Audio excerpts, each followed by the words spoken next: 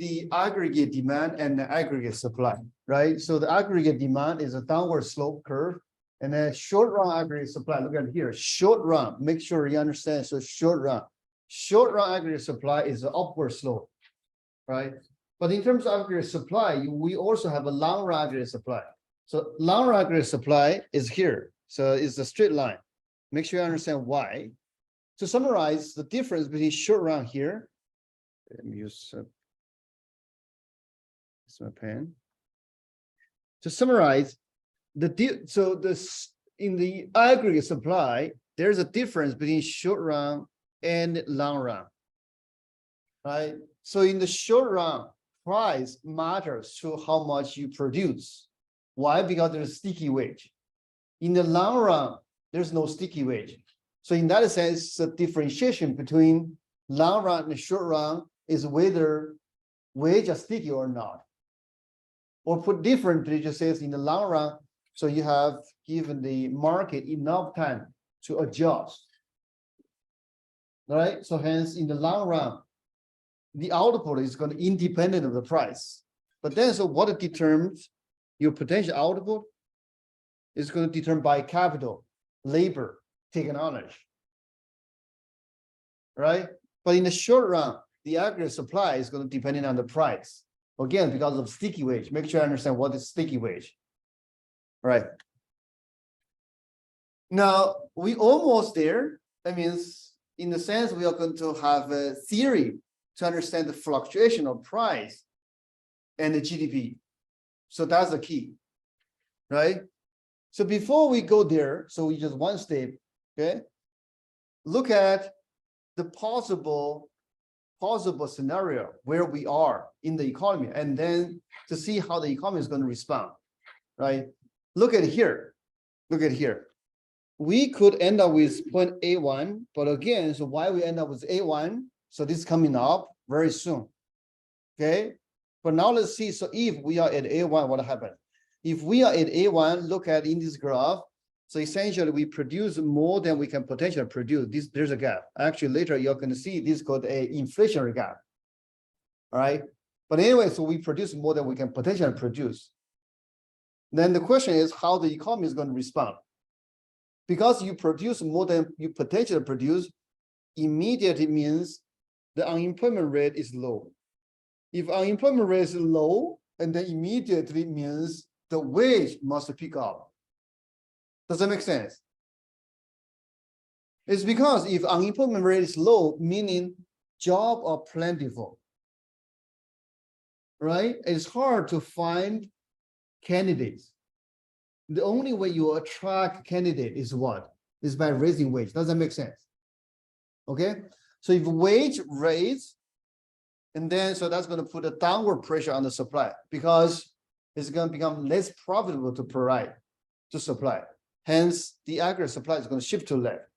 So this is how the economy is going to respond once we land at point A1. But again, so I need to explain to you what brought us to A1 is coming up.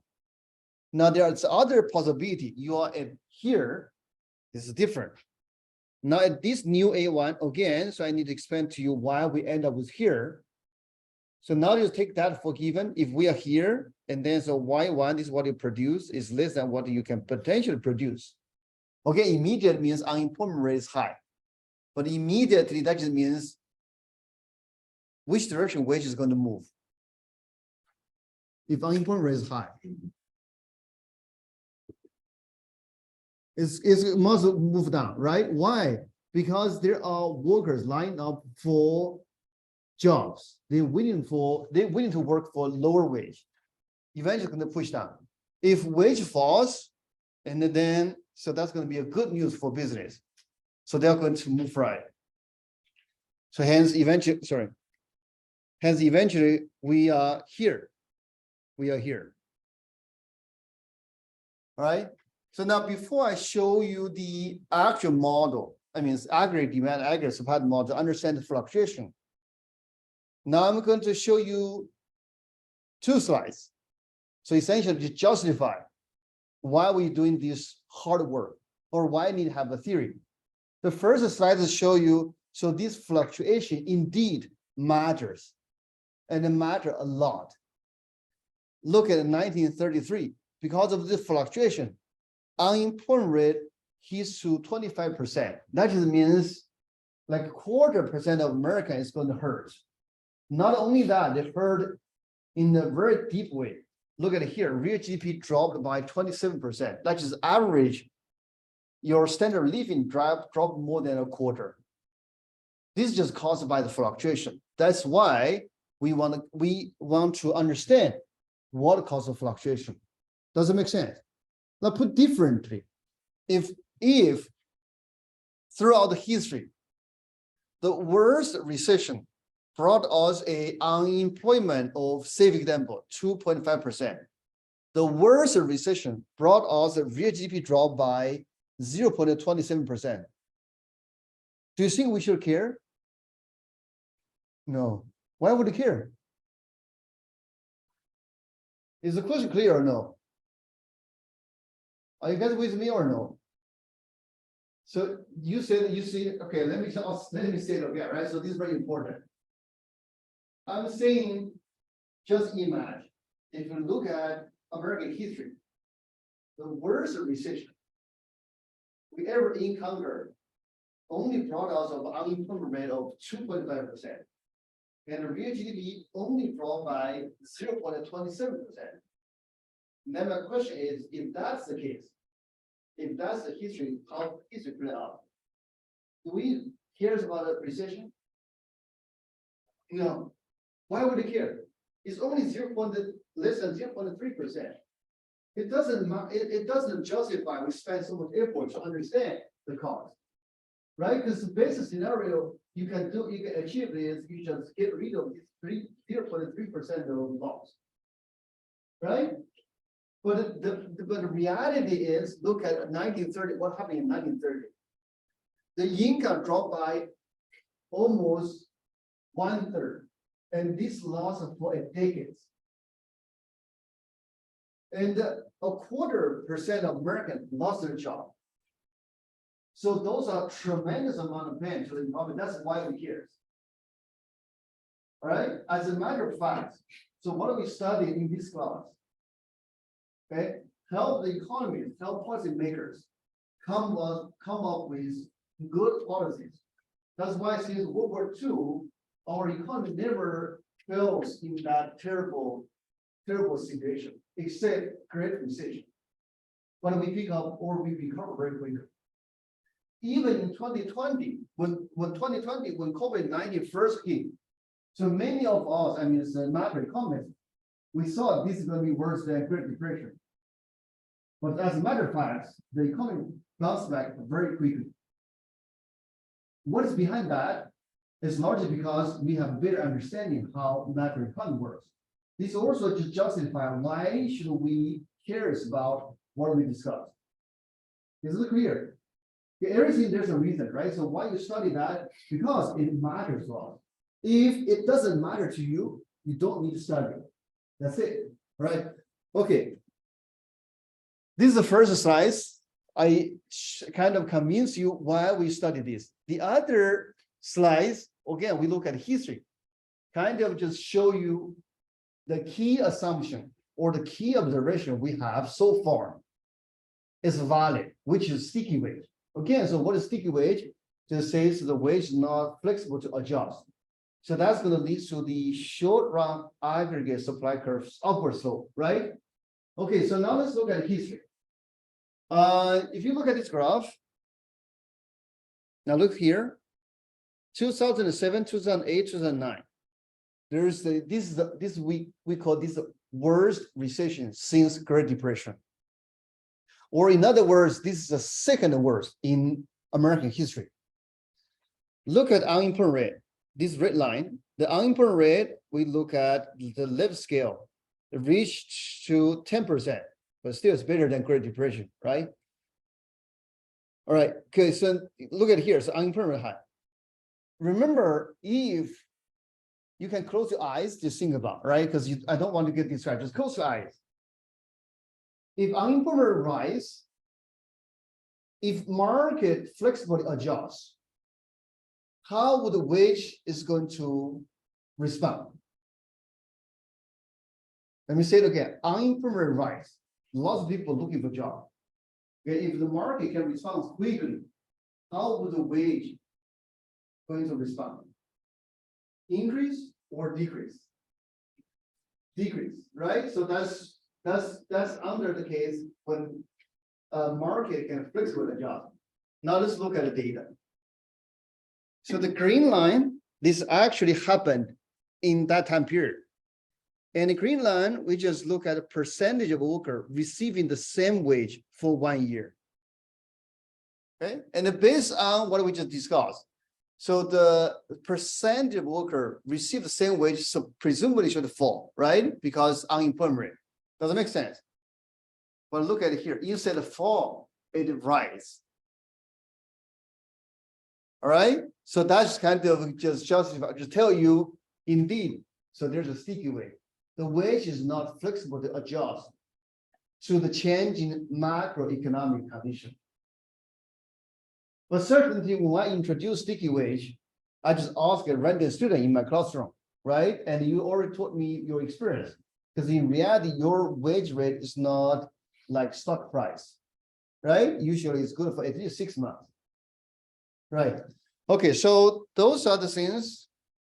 Now we are ready to look at the AD and AS model. Again, so this model, we use this model to understand the fluctuation. So this fluctuation is not an American phenomenon. This fluctuation is a worldwide phenomenon. Right? So that's what we are trying to understand. And furthermore, as the slides that show you, it matters to us because without proper understanding, without a good policy guided by the theory, is going to get many people hurt and hurt deeply. So that's why we care. That's why we study this. Now we are here. Okay, so we came a long way. We end up with this AD and AS model, right? So summarize what's AD, aggregate demand. Where it's coming from? Coming from the expansion model, right? Okay, so I'll leave that for you to review. So this is what we just discussed. Short-run aggregate supply largely coming from the sticky wage, right? And clearly, so there's an equilibrium, right? So this is like in the micro model. So they cross each other. This is going to be equilibrium. Now, we have achieved a lot for now. Not only we are going to see the GDP, we also are going to see the price. But here I want to emphasize this is what happened in short run, meaning when I say I emphasize this short run, meaning so here what we produce or what this equilibrium tells us, this may not necessarily equal to what you can potentially produce or YP. Right now, let's see what happened. Okay, first of all, this is short run macroeconomic equilibrium. Right, so this is going to give you the price and the quantity. Remember, so we don't have price before, right? So now we have price. Price, where the price coming from? Coming from supply and demand. So they're going to jointly determine price, right? Right. So before I explain to you what causes the fluctuation and how the economy is going to respond, let's look at possible shocks to the economy. Right, maybe just the previous slides. I don't want to get you distracted. Let me write down. Okay.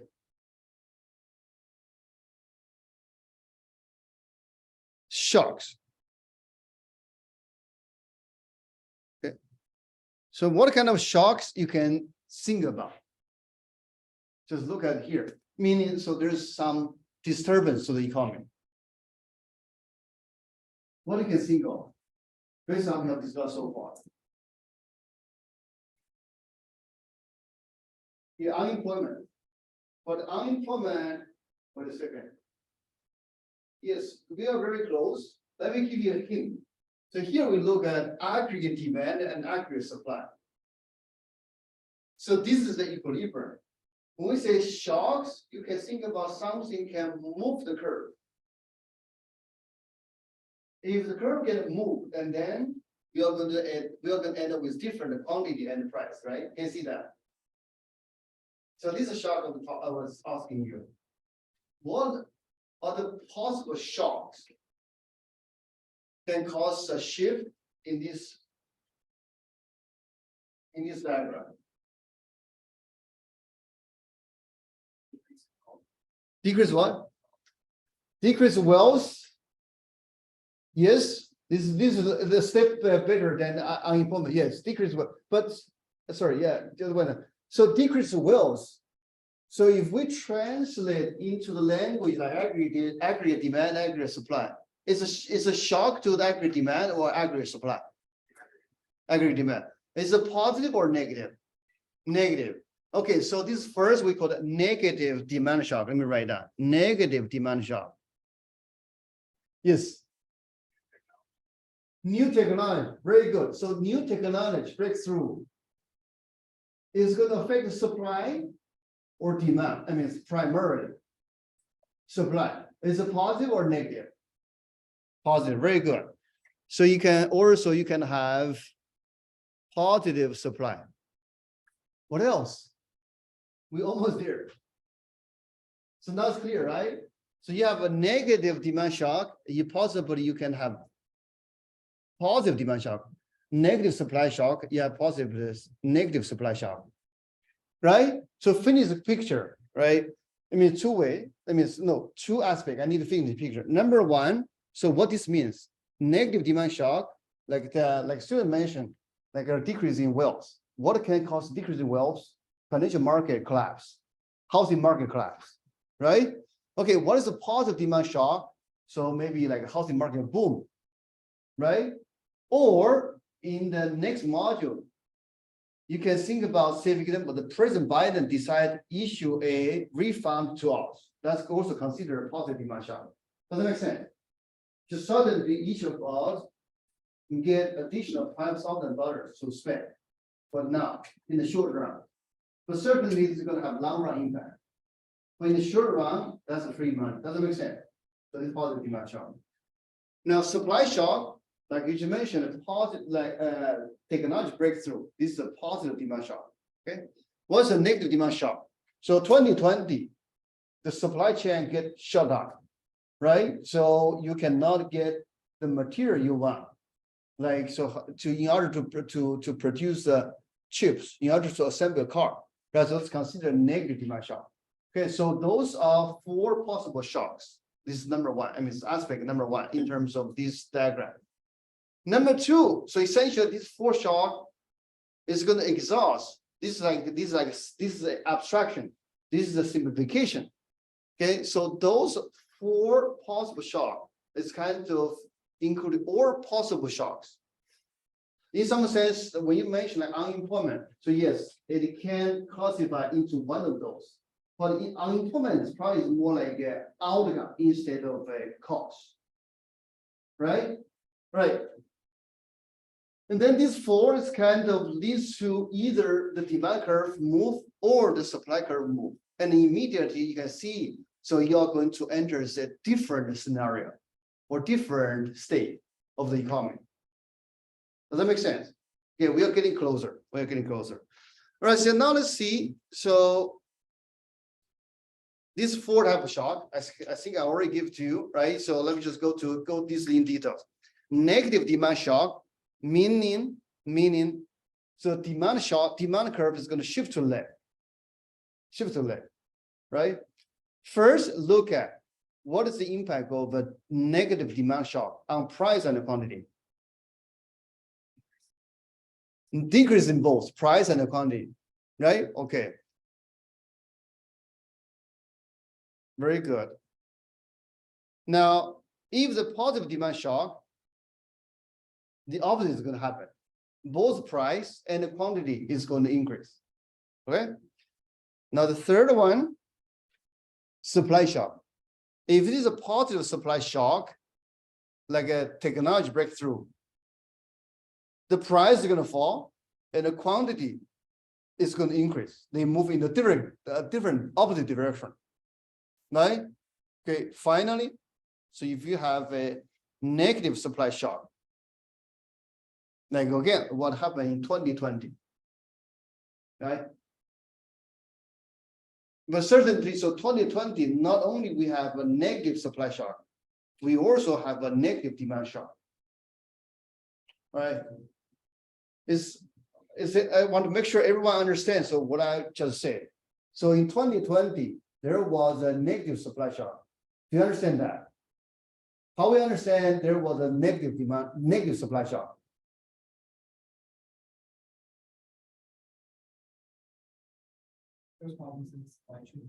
There's a what? There was a supply, there's probably a supply chain. So indeed, that's the main issue in the, we classify as a negative supply shock. Right? Is that clear? If you remember, so if you ever watch news, like in Los Angeles or in San Francisco, there are many, what they call these, like containers was waiting in the port, right? So certainly that's create some disruption in the supply chain. But certainly there's other issues. All right. Okay, so this negative supply shock, you can see the price is going to rise and the quantity is going to fall. Right. So now here is a good time to summarize. But we have done that since earlier, which is space, a bit more space. But we have done that earlier. Remember, so there are 4 possible shocks, right? And each of them has different impact on price and the quantity. It's a positive demand shock. Sorry. No.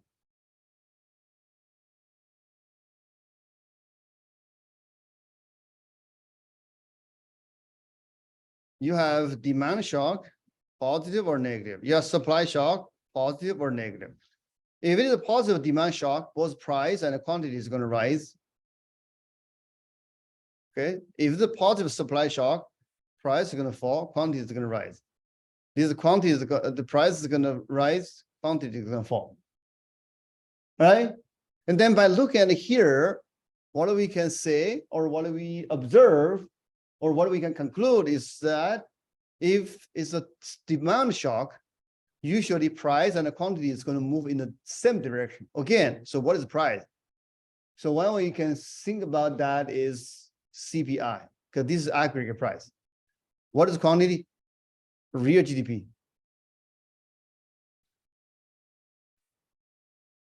All right. And then what we can do next is we just look at historical data to see how price and real GDP, how they move in history. By looking at the historical data, the economists find out most of the time, so price and the quantity move in the same direction. So that just suggests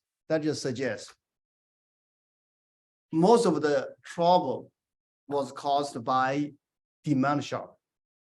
But here there's a caveat. Okay, there are 2 caveats. Caveat number 1.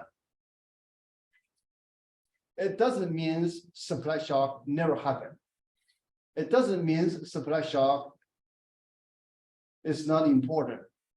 On the contrary, supply shock happens, and on the contrary, supply shock is much difficult to deal with. This is number 1.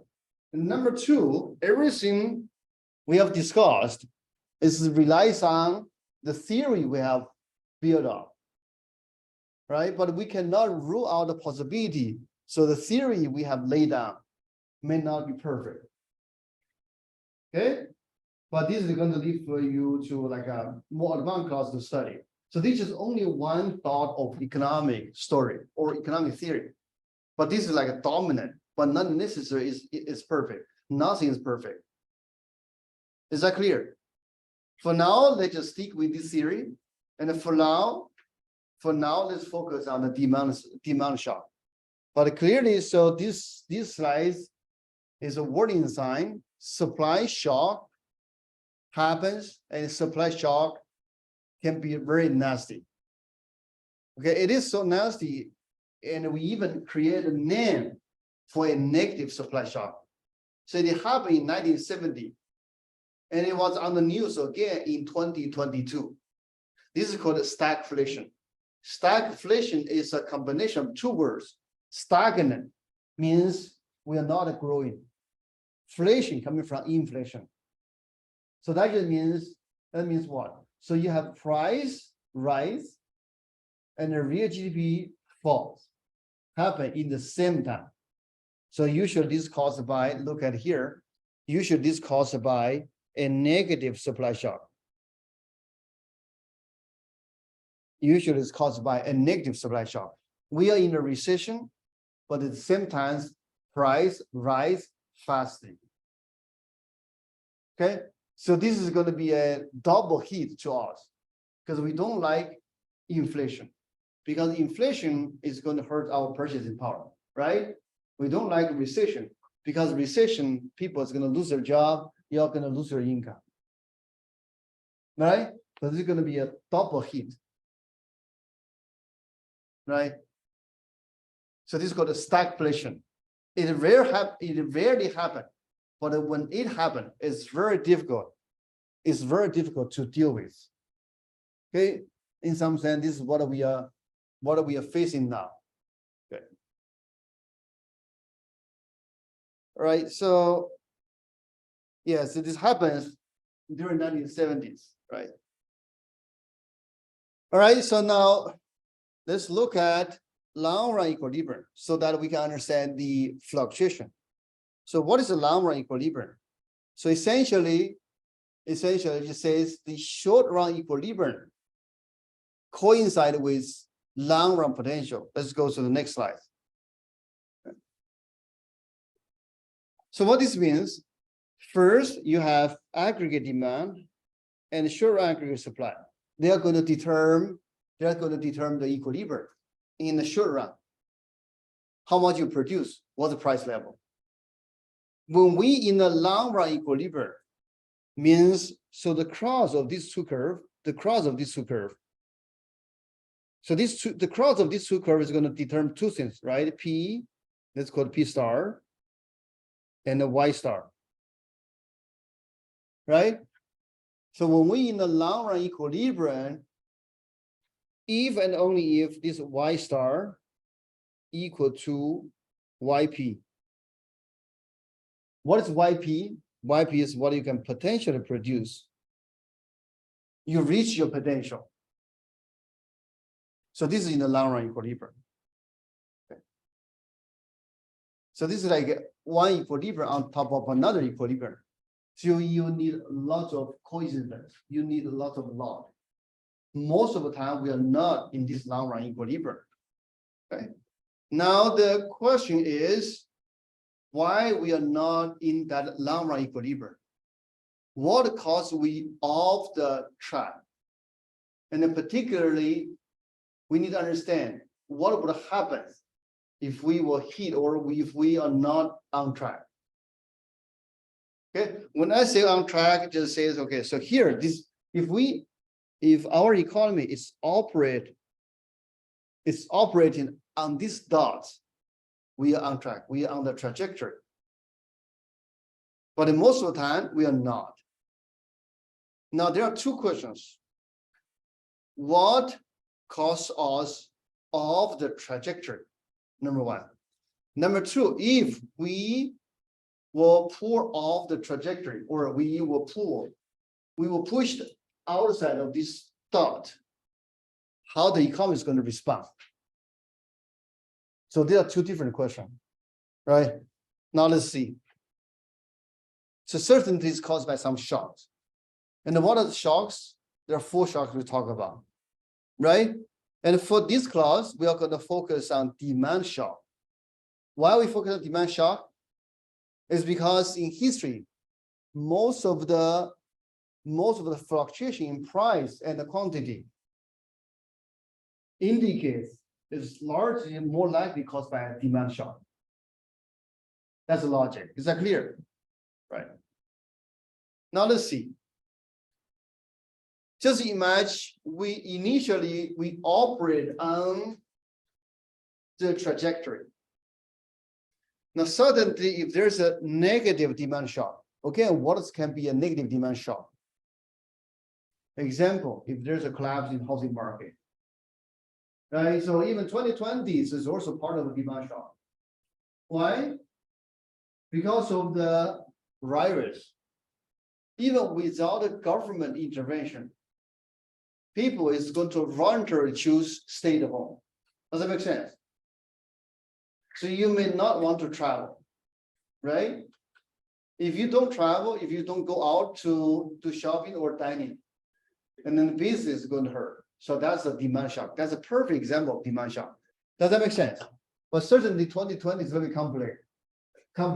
Not only we have a demand shock, we also have a classical supply shock. It happened in the same time. All right.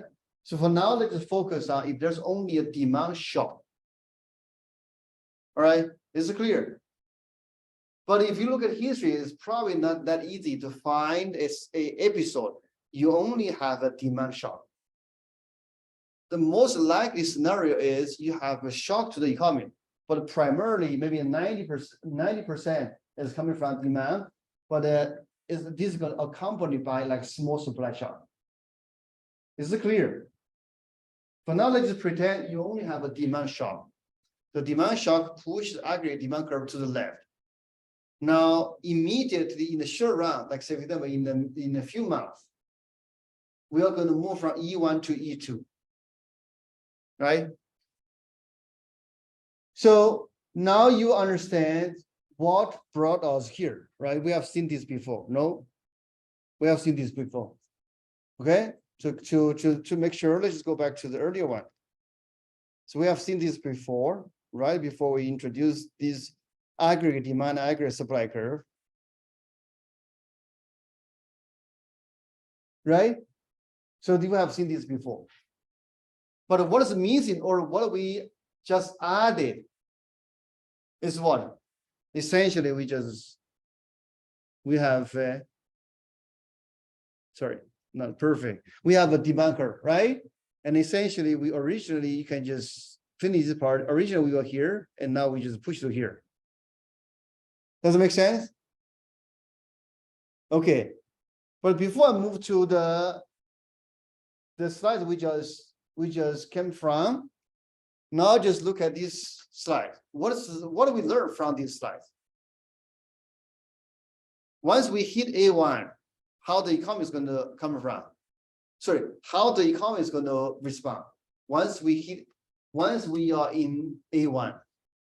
Look at this one. Now we are going to combine everything. Okay, so let me just remind you where we were. So when I show you this, I told you, so for some reason we are in A1, but we don't know why we are in A1.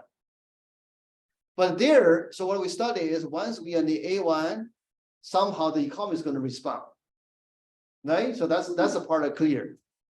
Now in the slides we just came from, in that slides, it gives you a story. So why we are in A1, right?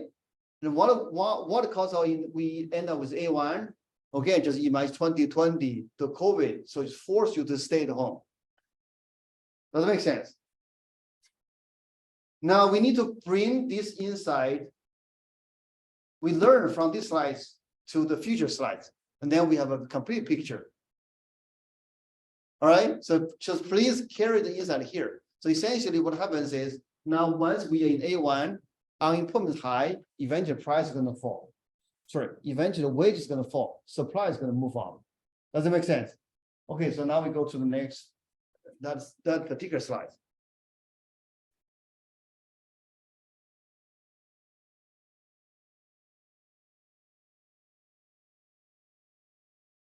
We are here, right? And then, so how the economy is going to respond?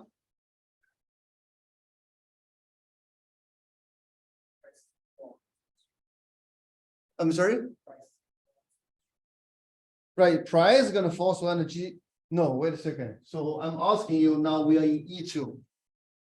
What's going to happen next? What you said is correct. So E2 and E2, because of a negative demand shock, both price and the GDP falls. Now my question for you is, so once we are here, what is going to happen next? Right, so unemployment right now is very high. What next? What happened to wage? wage is going to fall. If wages are going to fall, what that means to aggregate supply? It's going to increase, right? So that is what's going to happen. So first, we move from E1 to E2 because of the reduction in demand. And then, so this reduction in demand leads to unemployment. Actually, we call this a recessionary gap. We call this a recessionary gap. Once we are in a recessionary gap, you're going to see unemployment rise, and eventually the high unemployment is going to push down the wage. Why? Because there are people looking for a job. Okay, they are willing to work for lower wage because that's better than nothing, right? So if the wage rate push down, that's got the good news for production, and eventually, oh sorry, we don't have that for this slide, but let me just finish that part. But eventually, what happens is, so this is going to move to the right. Is it clear? Okay, so here I want to add a little bit of complications. In 2020, not only we have a negative demand shock, in 2020, we also have a negative supply shock. So hence, this is not a perfect picture to, or in other words, so move from E1 to E2 and go to here. This is not happening in 2020, 2021, 2022. Because we have simultaneously, we have very big negative supply shock. All right. So this is just a very ideal scenario, or this is like a lab experiment. But when we understand the real life, you just combine all possibility. All right. So this is first possibility. Now the other one, if there's a positive demand shock. It was a positive demand shock. The example could be the booming housing market, right? Or you can think about maybe people becomes optimistic about the future of our economy, right? So the aggregate demand shifts to the right. Now we move from E1 to E2, but again, we have seen E2 before, right? And E2, so we are going to produce more than we can potentially produce. And we call this inflationary gap. Why this is the inflationary gap? Because at E2, the price level is higher than where we start from. But again, the question is how the economy is going to respond once we land at E2, how the economy is going to respond. And clearly here, the unemployment rate is going to be very low, which eventually is going to rise. Wage rise, and then the aggregate supply is going to fall. Right? So this is how the economy is going to respond. All right. To summarize, so from these two previous slides, we have learned recessionary gap, inflationary gap. Right? And then finally, we have output gap. This is a percentage difference between actual and the potential output. Okay. So maybe I just go to, it's better to go to the previous slides. There's one slide. Just bear with me. There's one slide. Oh, yes, here. Okay. This is the slides. We have this difference. Right? So what is this orange line is potential output. What is this blue line is actual. Right? And then so from here, it's very easy, right? So what is this gap? Can anyone tell me? This is a recessionary gap or inflationary gap? This part. Recessionary gap. And this is an inflationary gap, right? Does that make sense? Okay, so that's where this is how we connect the data versus the theory we just discussed, right? Okay, apologies. Stay with me.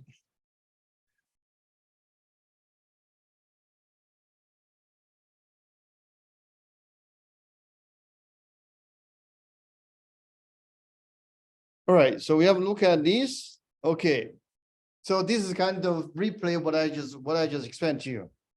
Once we hit by a negative demand shock or positive demand shock, the question is what happened next? What happened next, right? And before I show you, actually we already discussed, but this kind of a recap. But here I want to emphasize all the discussion so far.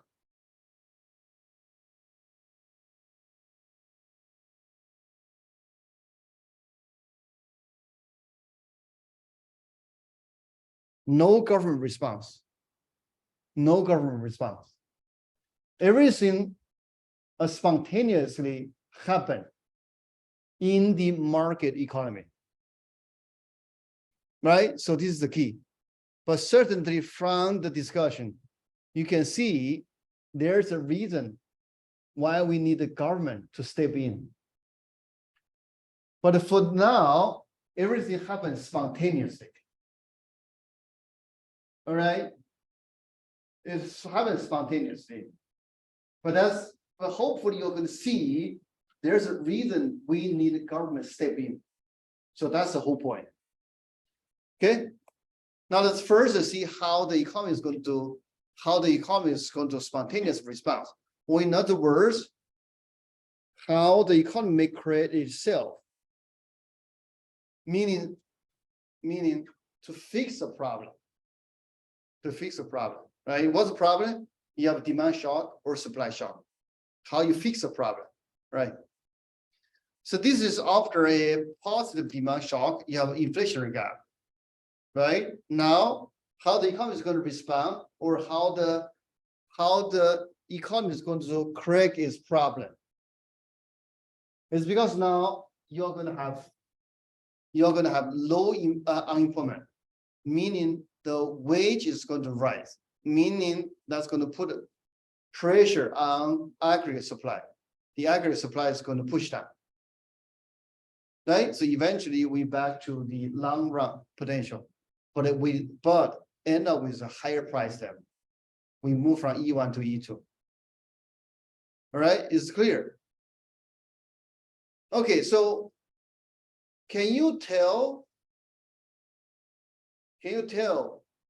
or can you see, so why we need a government intervention at this point?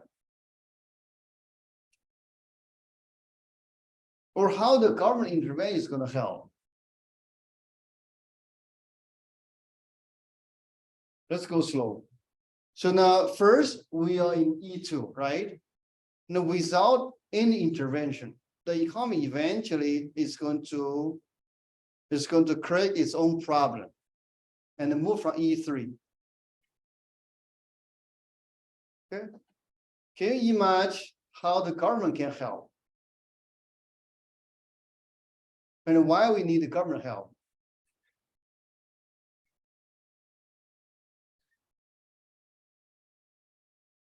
First, so if government steps in, so which aspect the government can affect in this aggregate demand or aggregate supply? Demand, very good. Like how? That's a good answer. They can what? Wait, so now it's back to here. So is that a good idea? But we are very close. If they put more money, so what that means to aggregate demand? It's going to rise. Raise interest rates. So either way, okay. So you're talking about monetary policy. But anyway, so very close. So basically, if the government step in, what they can do is, this is something we're going to discuss in the next module. So they can try to push down aggregate demand, right? So then, so we don't need to go through this adjustment, like a lengthy adjustment process. We can also avoid the higher price in the future. Does it make sense? So to summarize, here in this scenario, so the government can step in by push down aggregate demand. or counteract the positive demand shock. So simply just move this AD, just push this AD to this direction. Right? How? There are two ways. One way, as you just pointed out, so they can raise the interest rate. So if the interest rise and the investment is going to fall, consumption is also going to fall. Alternatively, what the government can do is through fiscal policy, they can reduce their spending. They can raise tax. Does that make sense? Anyway, so if you're not fully 100% follow, don't worry. This is what we're going to discuss more intensively in the next module. For now, make sure you understand. For now, the key things for you to understand is two. Number one, how the economy is going to spontaneously respond to a shock. Number two, is there any room? You make sure you understand. There's a room for government to step in. Because if you let the government step in, so we are going to avoid, because eventually, so how the economy is going to respond, it's going to move from here to here and to here. Right? So this process can be lengthy. Just remember what happened in 1930, but that's opposite. In 1930, so maybe just go to the next slide. Great. Just bear with me with a second. So this kind of reflects what happened in 1930. We are in a deep recession. So it's caused by a demand shock, right? Without government intervention, actually, this is what President Hoover believed. And his election slogan was what? Does anyone remember? There was like election in 1932. What was his election slogan? Stay calm. Right? So that's what he said. I forgot the second one. Did he say like stay calm? No one can catch a fish, something like that. Right? So stay calm. Right? So that's what he said. What President Roosevelt said in his slogan, he says, good life is coming again, something like that, right? Okay, so again, President Hoover's election slogan kind of reflects the conventional wisdom back in 1920 or 1930. So they believe the economy is going to self-correct its mistake. Indeed, it will. Indeed, it will, even in the case of Great Depression. How? When you are in a recession, unemployment is high, wage will fall. Wage fall, and eventually the business is going to expand. All right. So yes, it's going to self-correct. But the problem is, or the justification for government intervention is the following. This process from E1 to E2, and in particular from E2 to E3, I mean here, so this entire process is going to take 10 years or longer, number one. Number two, you're going to lose more than 20% of people lost their job. Okay, and throughout this process. Number three, and the people is going to lose roughly 30% of their income for a decade. So that just means basically just most of people is going to wipe out their entire wealth. Does it make sense? Right? And then so hopefully, so the government can what? Can reduce the pain. That's the whole point. That's the whole point. Does it make sense? Okay. Now, there is some bonus discussion, right? So in the following 1 or 2 minutes, if you don't follow, you can ignore, okay? But I think it's very important. Remember earlier I showed you a video. There are two famous economists. They was arguing against with each other. One is Keynes, the other is Hayek, right? So Keynes, so essentially is behind this diagram. And Keynes believe, first, the trouble is caused by demand, number one. Number two, so the government can help us. Now, hopefully you can understand. It's very simple, right? So once we are here, instead of where the market adjusts, so the government can push up this aggregate demand, right? In a very extreme case, how the government can push up demand in a very extreme case. So basically, they can just dig a hole on the highway and hire someone to fix the hole. They're going to create jobs in a very extreme way. Okay, but this is not very rigorous. But just give you an idea. So to summarize, Keynesian believe two things. Number one, our trouble caused by demand. Number two. So once we hit by this trouble, you can lift up aggregate demand, restore the economy by government intervention. This is pretty much most of the government has done since Great Depression. But Hayek, he has a very different thought. His thought is as follows. I mean, first on the surface, he believed, okay, so if you lift up this aggregate demand, it's coming with some cost. Right? What is the cost, by the way? What is the cost? If the government to lift up the aggregate demand, just use your common sense, use your instinct. Is there any cost for government to do that? Higher prices, yes. But thinking more about like physical side, like government side. They're going to spend more money. Where the money coming from? Taxes, not only taxes, and furthermore, they maybe have more regulation, right? And this comes some cost. And the Hayek believes, so these things is going to, essentially what he says is like you kick the can down the road. You're going to sow the seeds for the next trouble. So that's what he believes. Or fundamentally, he doesn't believe, so demand shock is a problem. All right, so I'm going to stop here. So here, basically, just a warning sign, or it's kind of encouraging moment for you to pursue further study. Is that clear? Okay, but for now, it's good enough. If we understand this is good enough, right? Okay, so there's like a learning by doing. Maybe give you, because we have, I'm not sure how many slides we have. Okay, so I don't know, maybe we skip these. I can leave that for you, okay? I'm not sure how many slides I have because I always want to give this to you. All right. Now let's look at this practice question.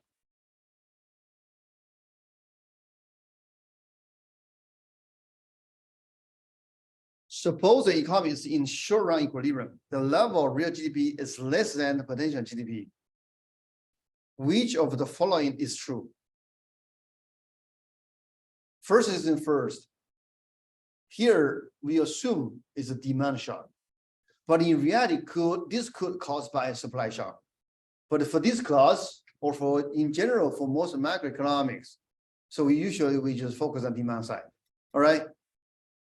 But doesn't mean supply side is irrelevant. As a matter of fact, 2020, 2021, we will hit like a perfect storm by supply side. All right, but for now, let's just do some simple stuff. So clearly, there's a negative supply shock, right? Unemployment is high. Eventually, wage is going to fall, right? And then, so the aggregate supply is going to shift to the right or shift to the left?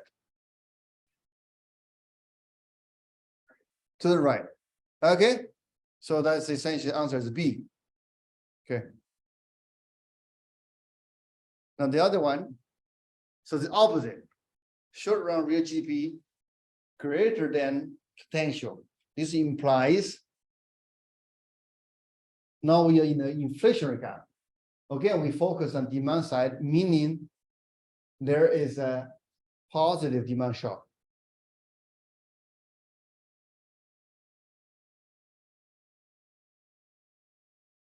So the answer actually is A, B, C, and D. They are all correct. Okay, so this largely just corresponds to the diagram we just showed, right? Okay, so there's another discussion. Just give me a second. So how many slides I have? I'm not sure. Oh, okay, very good.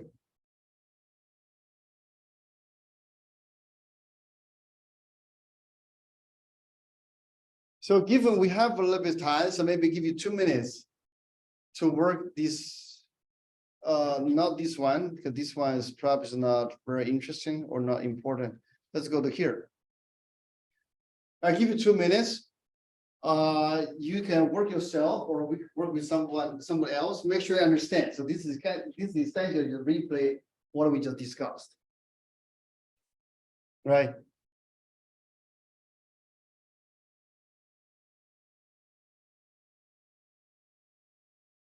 Just draw the diagram. Essentially, there are two steps. Okay. What brought us to either recession gap or inflation gap? And second, how the economy is going to respond afterwards. There are two steps.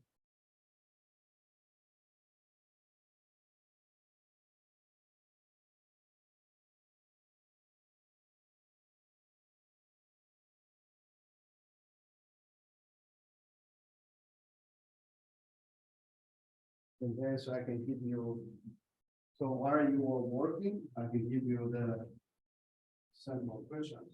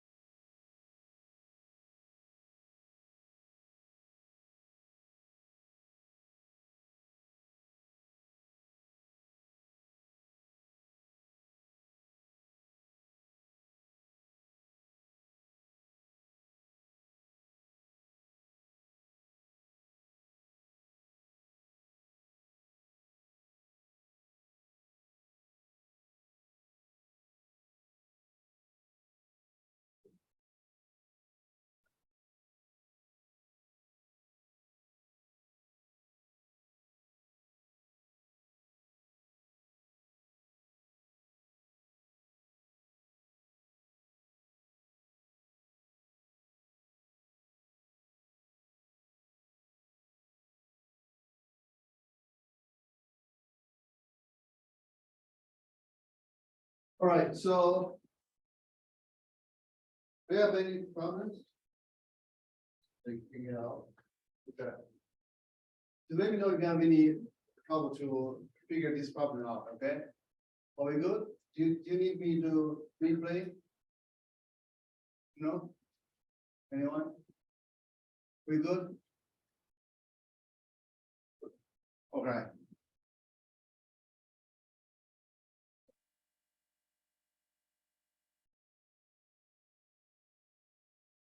All right, so now here, so I'm going to introduce a concept called stabilization policy. So why we need a stabilization policy, what that means? So the stabilization policy essentially means we use some government policy or government step in to stabilize the economy. But why we need to stabilize the economy? It's just because, remember, so there are two things we show, right? So one, the economy is going to fluctuate along the long run potential. And secondly, from this slide graph, sometimes you hit by negative supply demand shock, sometimes you hit by a positive demand shock. Yes, indeed, the economy is going to respond spontaneously and eventually recover. But by looking at the history, and particularly in 1930, and we realize, so this adjustment process, it can take a long time. Not only take a long time, and it can cause lots of pain to the economy. So that justifies why we need a government, because indeed the government can help. But again, I want to warn you, so this government intervention doesn't come with no cost, right? But here, so this is a quote we have seen earlier. So John Maynard Keynes, he said, long run is misleading. In the long run, we are all dead. So that means this essentially refers to the figure I show you or the number show you. The adjustment can take a decade. And during this decade, you're going to put 20% of people out of the jobs. We are going to face more than a quarter of drop in our income. So that translates into loss of life, loss of standard of living. So that's what he means. Right? So we cannot wait. We don't have the luxury to wait for the market to self-correct its move. So he advocated for government intervention, either through physical policy or through monetary policy. So monetary policy is more recent. Like in 1930 and 1940, they usually start with physical policy, right? But in the next class, you're going to see, so there's a difference between monetary policy and physical policy in terms of their effectiveness and in terms of their cost or benefit, right? So this is going to be the main focus of the next module, right? Now we can look at the US data to see whether this Keynesian theory help or not. Okay. Here we're going to show you the unemployment rate from 1890 to 2013. And clearly you can see the unemployment rate. I mean, there are a couple of things. Number one, this is what happened in Great Depression. So this is what happened in Great Depression. Oh.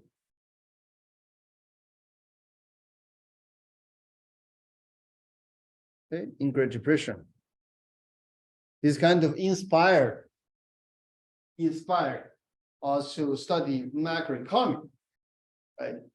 And then number two, so if we look at, say, for example, 1950, if we just use 1950 as a watershed moment or to separate the data, and then clearly you can see, so the unemployment fluctuation or the average unemployment rate is much higher in the time period before 1950, and after 1950, it fluctuates less. Right? So actually, so here we can attribute or we can put some credit to this theory we just discussed, because after 1950 or even like after 1940, so then the government policy has been widely used to stabilize the economy whenever it's needed. All right.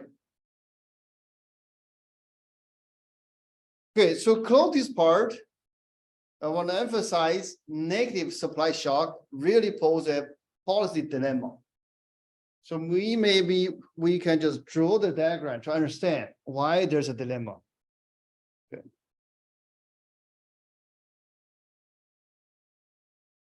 Originally, we are here.